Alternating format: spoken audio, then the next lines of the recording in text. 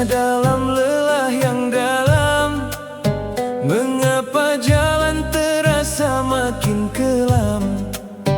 Padahal langkah telah kau usahakan, namun jawaban belum dia datangkan. Di antara sabar yang mulai goyah, ada bisikan yang terasa lemah, seakan hadir di relung jiwa. Apakah harapmu didengarnya?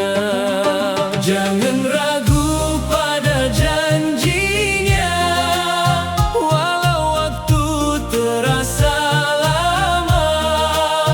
Allah tahu saat terbaik, memberi yang paling baik. Jika hari ini janji tertahan, bukan berarti dia tinggalkan. Yakinlah semua telah ditetapkan, jawaban indah di masa depan.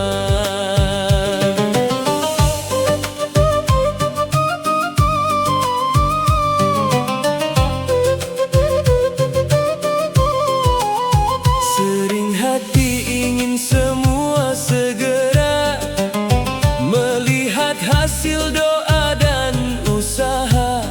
Namun dia menahan dengan hikmah, agar langkahmu tak salah arah.